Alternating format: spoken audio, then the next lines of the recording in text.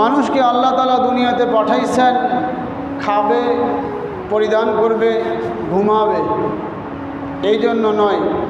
আফা হাসিবতুম আন্নামা খালাকনাকুম আবাসা, তুমি কি মনে করছো যে আমি তোমাকে বেহুদা বানাইছি, অনর্থক বানাইছি? আল্লাহ পাক রব্বুল আলামিন আপনাকে আমাকে দুনিয়াতে পাঠাইছেন আল্লাহর হুকুম পালন করা, মুহাম্মাদুর রাসূলুল্লাহ সাল্লাল্লাহু আলাইহি ওয়াসাল্লামের জীবন আদর্শকে মেনে চলা। আল্লাহ পাক রব্বুল আলামিন আপনাকে আমাকে দুনিয়াতে পাঠাইছেন পরীক্ষার জন্য।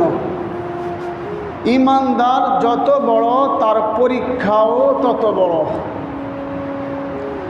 দুনিয়াতে যত নবী রাসূল আল্লাহ পাঠিয়েছেন অধিকাংশই নবী রাসূল ভেড়া, বকরি, দুম্বা, মহিষ চালিয়েছেন পরীক্ষা। যার যতটুকু ঈমান ছিল তার পরীক্ষাও তত দামি ছিল।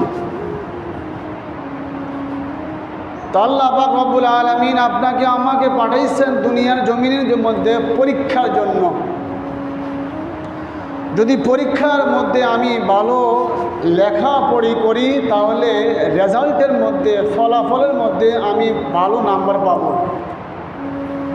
আর যদি আমি পরীক্ষার মধ্যে উল্টাপাল্টা প্রশ্নের উত্তর দেই আমার পরীক্ষার ফলাফলটাও তেমনই হবে।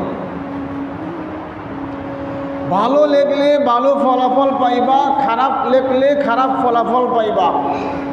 ঠিক তদরূপই দুনিয়ার জমিনের মধ্যে যতটুকু নেক আমল করবা অতটুকুই ফলাফল পাবা, যতটুকুই নেক আমল করবা অতটুকুই ফলাফল পাবা, যতটুকু পাপ করবা, নাফরমানি করবা অতটুকু তুমি সাজা ভোগ করবা।